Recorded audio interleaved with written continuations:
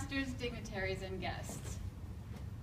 Would you be devastated to learn that someone you didn't know on the other side of the planet had gotten cancer? You might say, oh, that's sad, but you probably wouldn't be devastated.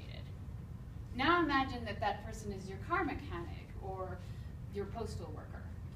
Now maybe you're a little upset because you know the person. But what does it take for you really to be devastated about it? Now imagine that that person is your child or your parent.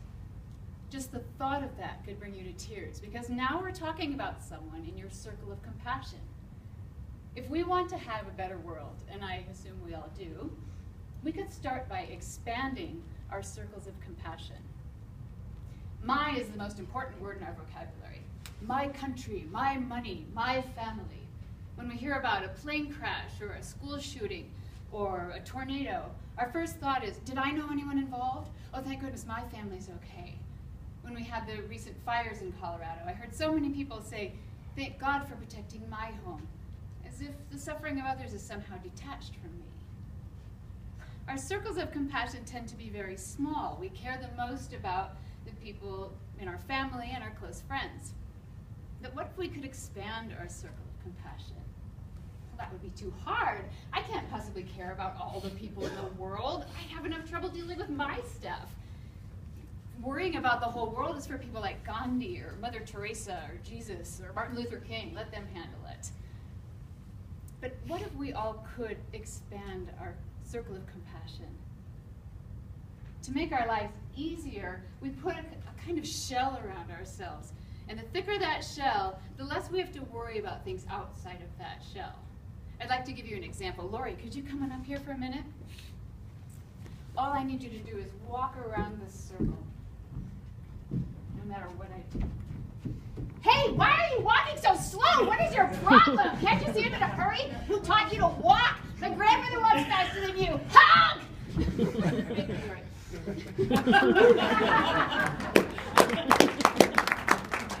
Now, we would never do that on a sidewalk, but when we're in our cars, we have our shell. Well, I don't have to care about those people. I'll never see them anymore. So we act very differently. One time, I was driving along, and this guy cuts me off and almost causes an accident right in front of me. And I was steamed. This is one of these guys in the fancy sports car with the tinted windows. So I started honking at him, and I may have thrown some gestures, yelling dirty things out the window. And then I really showed him. I jockeyed up next to him, and I found my opportunity to get in front of him so he could see how it felt. Well, a little bit into the drive, it became apparent that he was following me. In fact, he followed me into my parking lot at work, and he pulled into the spot right next to me. And I'm thinking, oh my gosh, is this guy gonna get out and shoot me? He gets out, and it's my boss. Talk about embarrassing. And I remind myself of that story every time I'm about to indulge in a little road rage.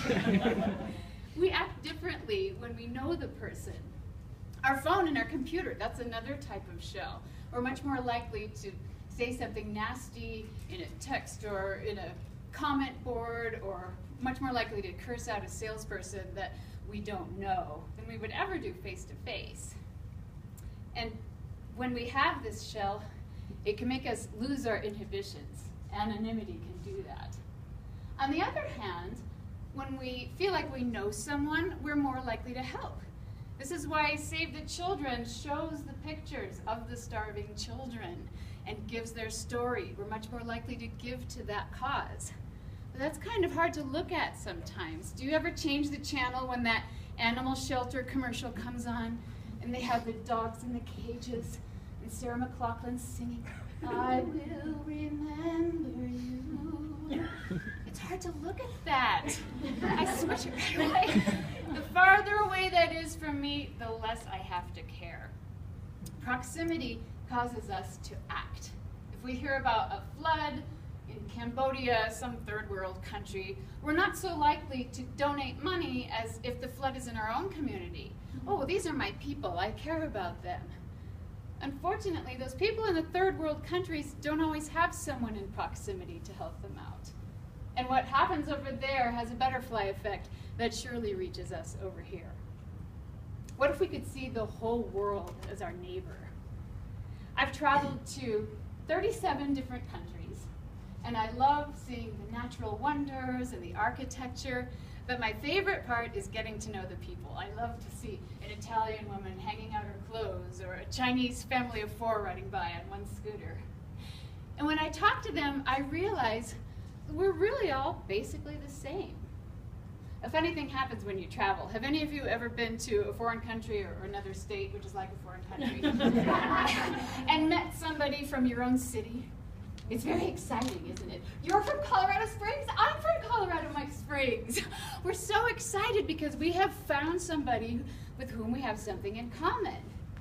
Well, I say we all have something in common. In this vast universe, here we are in this tiny little speck floating here together, just trying to get along and be happy. And we need each other to do that. I wonder if we'll ever be traveling to other planets and we'll get all excited because we meet someone from Earth. So the next time you're about to breeze by that homeless person who's asking for help, stop and picture that person as your child or your parent. And how would you respond? Expand your circle of compassion a little bit every day. If we all did that, we could have a better world.